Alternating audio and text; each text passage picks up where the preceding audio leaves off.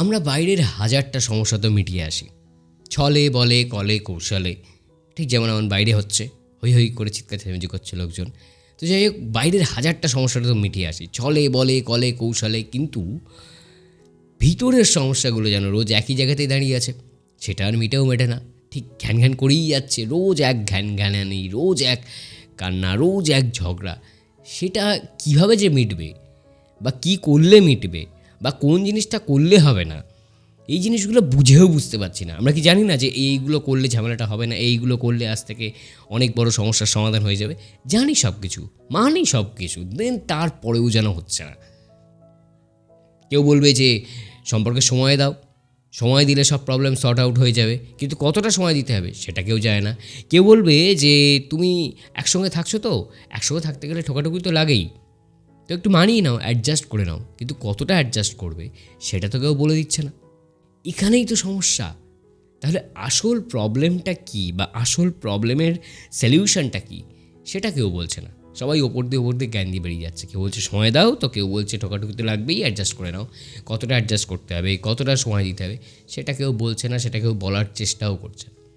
সবাই দেখছে চলো আছে আছে, সম্পর্কে থাকলে, একসঙ্গে থাকলে, একই পরিবারে থাকলে এটা হয়। আর কী ক্ষেত্রে হয়? আর হয় যে ধরো বৃদ্ধ মানুষদের ভিতরে অনেক সময় ঠোকাঠুকি লেগে থাকে। আমরা দেখি যে বুড়ো বুড়ি ঝগড়া করছে, আমরা তখন হাসাহাসি করি, বাট এটা বুঝতে চাই না কেন ঝগড়া পাকাচ্ছে, কেন ঝগড়া হচ্ছে। আর কোথায় হয় ঝগড়া? ফ্যামিলিতে।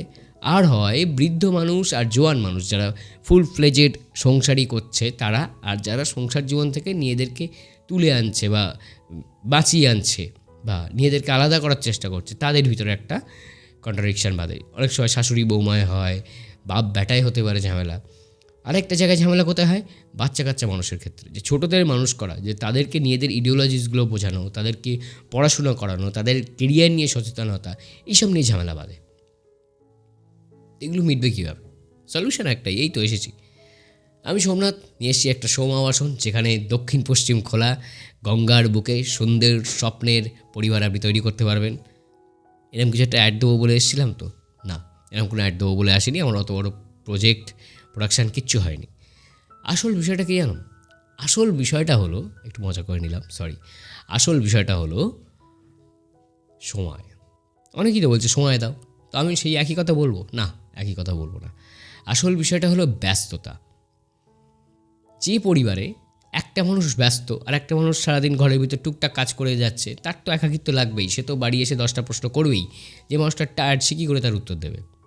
কিন্তু যে পরিবারে দুটো মানুষই সাইমেন্টেনাসলি কাজ করছে, একজন হয়তো অফিসের কাজ, একজন হয়তো বাড়িতে কাজ করছে, কেউ হয়তো খুব ভালোভাবে সংসারটাকে তৈরি করার চেষ্টা করছে, কেউ হয়তো নিজের প্যাশন ফলো করছে, কেউ হয়তো নিজের আর্নিংয়ের চেষ্টা করছে, মোট কথা ব্যস্ত থাকছে, কোনো পজিটিভ কাজে ব্যস্ত থাকছে, সেই ফ্যামিলিতে ঝগড়া করার জন্য সেই ঝগড়ার ইচ্ছেটা বা ঝগড়ার আক্ষেপটা বা খুনসুটি করার মতো এনার্জিটা কিচ্ছু থাকে না।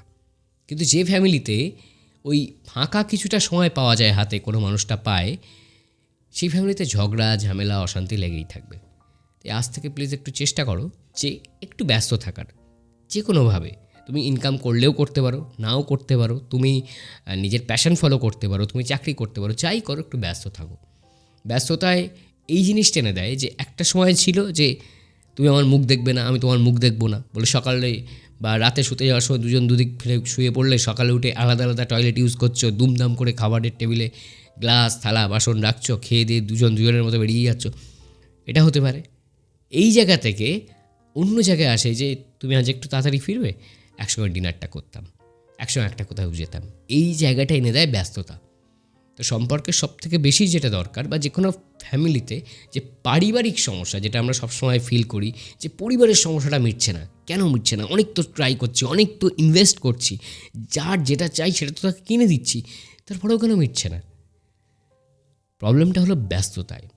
যারা ব্যস্ত থাকে তারা ঝামেলা করার সময়, সুযোগ, ইচ্ছা, তাদের এনার্জি কিছুই পায় না। আর যারা ব্যস্ত থাকে না, মাথা সবসময় কূট বুদ্ধি খেলা করে। ওই জন্যই বাংলা একটা কথা আছে, অলস মাথা শয়তানির বাসা। তো আমরা সেই কাজটাই করে যাই। তো আজ থেকে একটু ব্যস্ত হওয়ার চেষ্টা করবো আমরা সবাই, ঠিক আছে?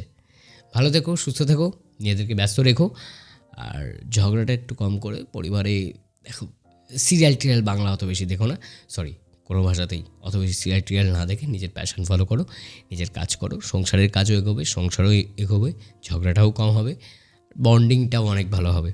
অনেক দিন পর পরিবার রিলেটেড একটা ভিডিও নিয়ে আসলাম। সম্পর্ক রিলেটেড তো অনেক কথা হয়, পরিবার রিলেটেড কোনো কথা হয় না। ভালো থেকো সবাই।